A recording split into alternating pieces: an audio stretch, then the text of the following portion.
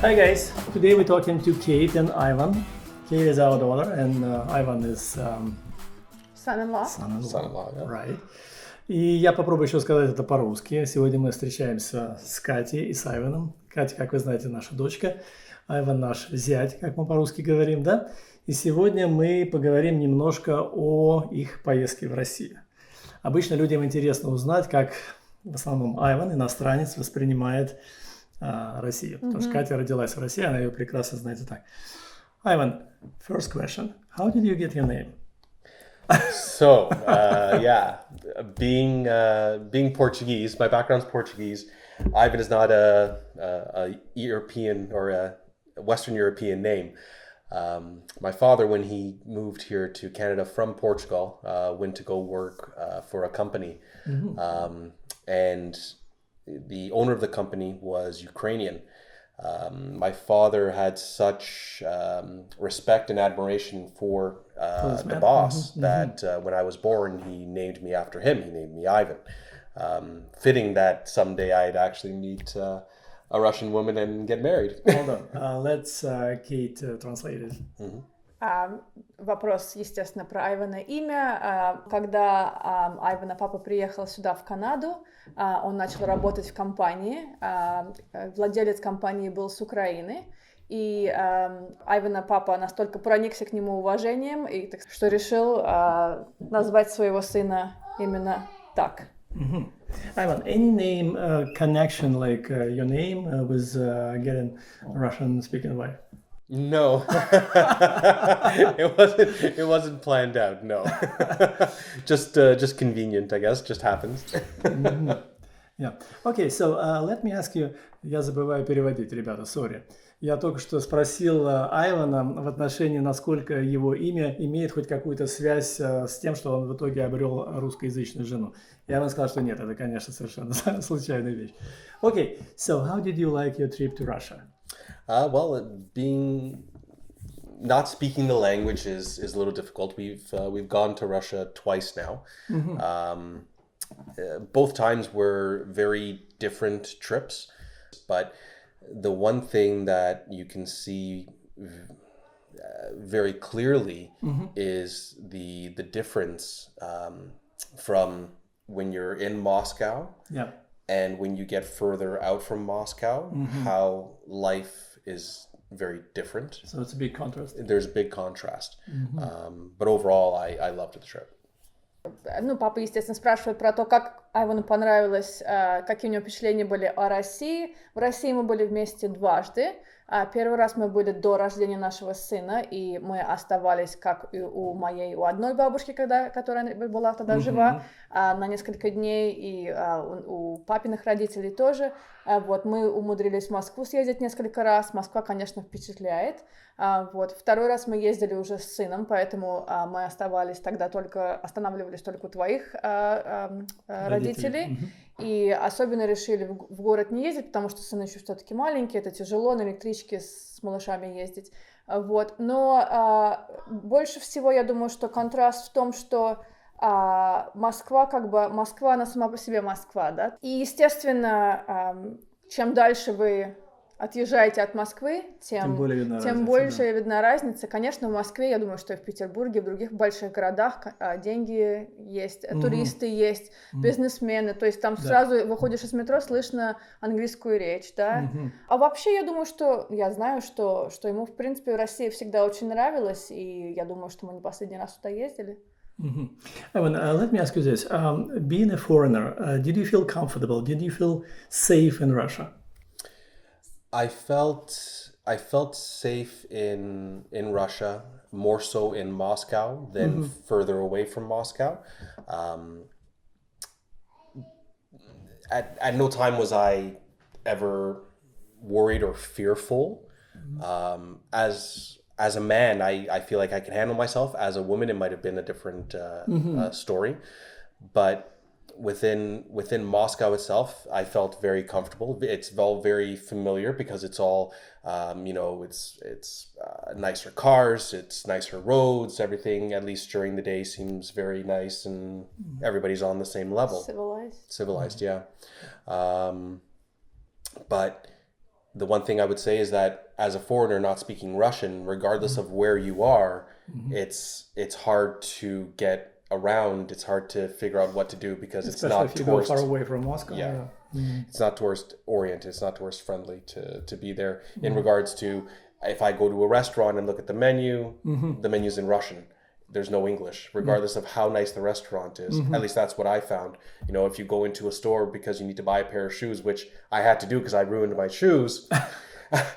If Kate wasn't there, I would literally just pick up the shoes and put them on the table, and then I'd have to give the guy my wallet for him to take out the money. Чувствовал ли Айвен себя как бы безопасно в России? Более в Москве, да, чем больше, так сказать, у нас в глубинках Подмосковья. В основном не потому, что там кто-то на нас косо смотрел, а потому что многое не написано, естественно, на английском языке, то есть меню в ресторанах не переведены на английский язык. Ну, в Москве, естественно, конечно, можно их найти, но тем не менее даже потеряться на метро очень легко, когда ты не знаешь русского языка. Да, наверное, когда знаешь русский язык, тоже так же легко потеряться, да? Мы можем как бы часто ездили в другие страны тоже, и несмотря на то, что мы не говорим на их родном языке, нам все равно как-то было легче там передвигаться и сориентироваться, где что, так сказать, и когда. В Москве и в России, я думаю, что, конечно, обязательно ездить с человеком, который знает язык. Ну, не обязательно, конечно, но, наверное, лучше. So, Ivan, if you don't have Russian-speaking wife, there is no way you go to Russia. Yeah, I guess I wouldn't go. At least not 4 or 5 years ago when we went.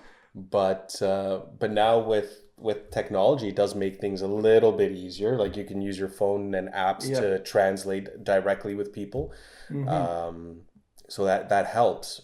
But it's for it to become a more accepted place to travel for foreigners, a lot would need to be done. But still, we're probably talking about Moscow, right? Yes, yeah. So if you go like 200, 300 kilometers away, it's probably not going to work. It's not going to work. But exactly. it's even challenging when it comes to the visa application process. It's not just buying a ticket and going, right? It's there's a lot more challenges to visiting Russia at times. Вопрос был, если бы Айван не был бы женат на мне, поехал бы он когда-либо в Россию? Ответ, наверное, по крайней мере, 5-6 лет тому назад, наверное, совершенно точно нет. И дело в том, что, естественно, ну, как вы все уже прекрасно знаете, Россия не всегда доступна людям, которые из других стран, потому что надо получать визу. И даже как моему супругу, ему приходилось получать визу, дважды, естественно. И из-за этого, наверное, это не одна из тех стран, которую бы он, скорее всего, посетил, если бы он не был бы женат на мне. Okay, being in Russia, did you see any bears walking around? You know, some people believe that bears just walking around in Russia like every day. North American culture paints Russia in a very old way. It's very one-sided. It's very different. There are no bears walking around town. There's, you know, it's not all gray and not appealing. It's very different. It's bright colors. It's a vibrant culture. Live music. You know, it's very much like Moscow itself is very much like any other major city. Metropolis, yeah. Вопрос задал папа, ходили ли у нас, так сказать, медведи по улицам? Да, потому что принято иногда говорить, что вот в России медведи с балалайками ходят, так сказать, нетрезвые. Естественно, никаких медведей мы не увидели. И Айван заметил, что, конечно, в Северной Америке, к сожалению, часто представляют людей из России как каких-то, ну, я не знаю, то ли бандюк, то ли... Отсталых немножко. Отсталых, может быть, да. То есть часто они не показывают вот эту вот красоту Москвы, например, да, или других каких-то больших городов, как Санкт-Петербург. К сожалению, я по всей России я не ездила, поэтому, может быть, когда-нибудь успею. Но, тем не менее, часто показывают вот эту вот российскую глубинку, какую-то серость, грязь, какие-то жуткие происшествия на дороге и вот, которые часто показывают здесь, да, вот. На самом деле все совсем не так. Конечно, ну, Москва, как любой другой большой город в Европе, естественно, там много всякого интересного, то есть красивые какие-то краски, цвета, музыка всегда играет. Мы как-то по Арбату, я помню, мы ходили, а у него, по-моему, рот просто, челюсть просто упала до пола, потому что он не ожидал, что как раз был юбилей Москвы, вот, и Москву так красиво украсили. Ты знаешь, мы вышли из метро, и просто, ну, знаешь, день как-то распогодился, солнце вышло, музыка играла, то есть было настолько все как-то красиво и замечательно просто. Я думаю, что он просто не ожидал. Я помню, он как-то так стоял, смотрел на все это и не понимал, где он вообще находится. He just mentioned about driving a car. Is this different? Yeah, very, very different. I feel very comfortable driving almost anywhere in the world, renting a car and driving. I will never drive in Russia, ever. So the road conditions outside of Moscow, you know, if you're not used to them, you're not going to do very well. And then if you're driving within Russia itself, you know, 3 lanes become 2, become 5, and you're going around in a circle, and then it breaks off into it. It's very complicated. And I consider myself a good driver. Вопрос в том, что сел бы он за руль в России, ответ категорически нет. У нас совсем, не то чтобы другие правила, у нас как-то манеры вождения машины немножко другие, да. Особенно, если ты отъедешь куда-то из центра, где, естественно, дороги, ну, сейчас эти дороги замечательно сделали, между прочим, я хочу сказать. Я знаю, что у нас даже наши, так сказать, не совсем городские люди, которые живут буквально 1,5 часа от Москвы, тоже не поедут туда, вот, потому что, как Айван говорит, что, знаешь, сначала у тебя 2 линии, потом 3, потом 5, потом опять 1, и как-то все едет по кругу, а потом развивается в другие какие-то стороны. В общем, ему это непонятно, и я думаю, что, наверное, к лучшему, чтобы он там тоже, да, не садился за руль. Хотя он замечательно вводит машину в любой другой стране. Я никогда, так сказать, не боюсь с ним садись в машину, но тем не менее, да, в России вряд ли. Ivan, now we know that Canadian people and Russian are different, right? So, if I ask you, what is the main difference between them in your eyes? What would it be?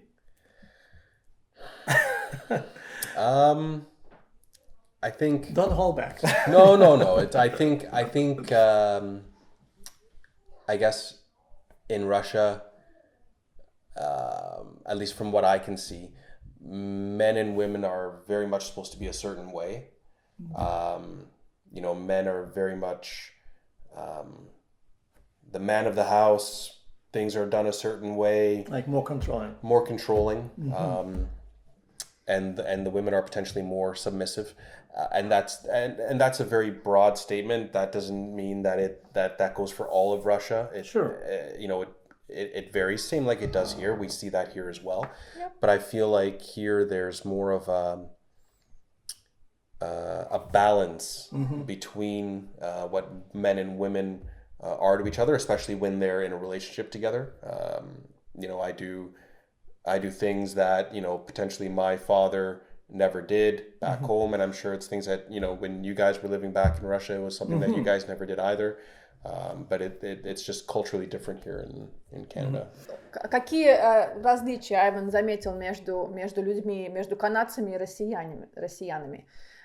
Я думаю, что ответ, кстати говоря, хороший и, может быть, не совсем точный всегда, потому что его ответ был в том, что да, ты можешь сказать свое мнение, конечно. Да, что в России немножко более заметна вот эта вот разница между мужчинами и женщинами в том плане, что у мужчин вот какая-то своя роль есть в доме, да, то есть он хозяин, он барин хозяин, да, а женщины, может быть, немного более, ну, у них немножко как бы другие занятия, то есть дети, семья, да, это все понятно, вот, Здесь немножко более, так сказать, равноправие считается идеалом в семье, но, тем не менее, как Айван сам сказал, понимаете, он как бы это видел на примере нашей семьи. Наша семья уже тоже, так сказать, уже бабушки, дедушки, это другое поколение, да, то есть сейчас поколение нашего возраста, которое живет в Москве и в России, я думаю, что тоже, наверное, намного более равноправные в своих отношениях. Как бы и я хотела это заметить просто, что как бы что примеры даже более старшего, поколения, они немножко другие. То есть, ну и потом люди всегда меняются. Да, ты тоже, наверное, был другой, когда тебе было 30 лет, а теперь уже. What's something in Russia you didn't like at all? I don't think, honestly, I don't think there was. I don't think there was anything that I could look back on and say that I didn't like it, because it was all new experiences to me, right? Yeah, whether it was riding in an older car that might potentially break down, or walking through the subways and not knowing what was going to happen. It was always a new experience to me. So I don't know. I can't look back on anything from our trip and say that it was a bad experience. Everything was good. No, I don't think so. Вопрос папа задал, что ему как бы совсем не понравилось в России, что-то вот как бы случилось или что-то было, что не понравилось конкретно. Ответ не было. Это всегда какие-то новые для нас впечатления, приключения. Вот. Даже если мы, так сказать, сели в машину, которая, надеюсь, что доедет, что она доедет до места, так сказать, своего это старенькие «Жигули», видимо. Да. Мы все знаем, про какие мы «Жигули» говорим. Да. И про водителя знаем. Без драйвера. Да. И даже если мы на метро ехали, и Айван совсем не понимал, куда мы едем и почему там столько веток, что можно запутаться любому. Вот, и ему все нравилось, все ему, так сказать, запечатлилось. Ничего плохого мы сказать не можем. Извиняюсь. Ivan, I know you most of the time you drink beer. In Russia, people mostly drink vodka. Did you do it in Russia? The first time on the first time we went to the sauna. Well, yeah, so we went to when we went to your parents' place, we ended up going to your sister's house. Sure. And they even brought vodka for that first dinner. So there was quite a bit of vodka that night. And then again when we went to your sister's house where they have the sauna, there was quite a bit of vodka that night too when we went there for dinner. But oddly enough, I never got drunk. It was weird. And it's more vodka than I'm used to. Depends how much you have, right? Yeah, it's true. I guess not enough. Not enough, I guess. But it's I guess it is very much ingrained in the Russian culture that vodka is the drink. Yeah. Сколько мы пили водку в России? Когда мы были в России в первый раз, то да, как только мы приехали к твоим родителям, и даже когда мы были у маминой мамы, водка всегда была на столе. У нас как бы без этого застолья не бывает, да? Sure. То есть, когда мы приехали к твоим в Маришкиным, то, естественно, водка была на столе еще с 5 часов вечера, которую распили достаточно быстро, запивая потом пивом. Да. А потом мы пошли, как-то несколько дней спустя, мы пошли к твоей сестре, к тете Наташе, к моей. У них баня дома, естественно, как, в России положено. Естественно, где баня, там и водка. Поэтому пришлось накатить. Но ничего страшного, приехали обратно живыми. Any favorite dish in Russian cuisine? Well, for the majority, the majority of the food that we ate when we were in Russia was home cooked. Any borscht? No. I think we did have once or twice at least. Yeah. Did you like it? Borscht? Yeah, I have no issues with borscht. I think it's great. It's fantastic. But I think my favorite, and I don't know how to say it even in English, but it's the meat-filled What's that? Чебуреки. Чебуреки, okay. that's it. That's what it is. That's probably my favorite dish. Because they're deep fried. Because they're deep fried and their dough and their meat, it's delicious. Right, of course. Какое любимое блюдо у Айвана было из российской, так сказать, кухни? У него, в принципе, ему вся российская кухня достаточно сильно нравится, но и он пробовал и борщ, и он его любит, но самое любимое у него эти чебуреки, которые на самом деле узбекские, а не российские. Моя мама, наверное, делала их, Ну, естественно, кто же еще? I know my dad liked to talk to you. How did you manage to do so? He doesn't speak any English at all. Well, you know, it's there's something. I think there's something that if you pay attention, it transcends language. It's probably body language. It's body language. You can get an idea of what someone is saying through their actions. And some words are potentially similar to English Or Portuguese. or Portuguese in my case. So yeah, your father would take me outside and he'd show me his garden and he'd be talking about his cucumbers or other plants. And yeah, we would get along great. There was a day where he, pulled me outside to go and fix the roof on one of the greenhouses, and he's like, okay, this is what we need to do. And there I am 5 minutes later climbing on top of the hammer and nails and fixing the roof on the greenhouse. And I knew what he was saying, he knew what I was saying, and it all worked. Как Айван разговаривал с моим дедушкой, который ни слова, ни бе, ни ме, ни кукареку не говорит по-английски. Извини, я только поправлю. Дело в том, что мой отец не понимает ничего на английском языке, но он почему-то уверен, что как бы все остальные в мире понимают русский язык и разговаривают с Айваном на русском языке, как будто он вообще человек русский. Ну да. И Айван тоже сказал, что вот эти вот жесты, которые, да, то есть когда человек говорит, он там на что-то показывает или куда-то смотрит, да, то есть если ты на самом деле наблюдаешь за тем, вслушиваешься, пытаешься как-то понять, что он говорит, то как бы в принципе все достаточно понятно. Мой дедушка с удовольствием любит его водить по саду, рассказывать ему про свои огурцы, помидоры, про укроп и все на свете. Вот. Даже заставили работать, ничего страшного, иногда надо. Вот. Ему дедушка показал, где там в этой, в теплице там что-то провалилось, какая-то доска надо было починить, заменить. А он ему, оказывается, все уже объяснил. Я вышла на улицу с нашим малышом и смотрю, что Айван уже забрался на крышу и что-то там пытается пришпандорить. Okay, a little test, Ivan. You have a Russian-speaking wife. How many Russian words you know? Oh my God.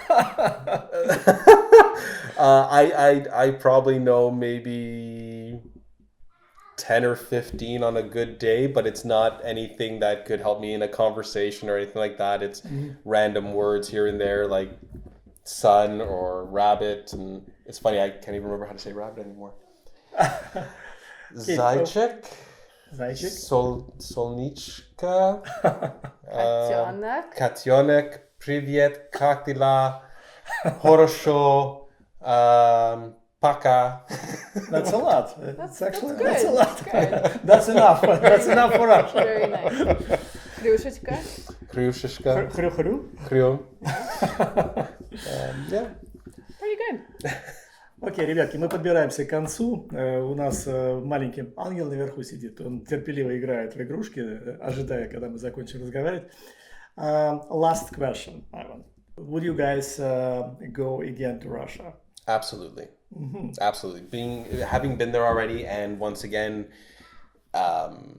having a Russian-speaking wife makes things easier. So yes, 100%, I would go there again, and I think we plan to in the next few years, anyways. Yeah. It's always nice to go and experience another culture, especially one as rich as the Russian one is. Папа нас спросил, поедем ли мы когда-то еще в Россию. Ответ абсолютно, конечно. Это всегда интересно, всегда что-то новое мы находим в России и в Москве. Естественно, всегда посетить родственников тоже приятно, всех увидеть. И я думаю, что это, не думаю, я даже знаю, что это, так сказать, большая часть моей культуры. И я думаю, что это очень важно не только мужу, но и сыну знать, откуда у него родители и и посещать как можно чаще. Thank you.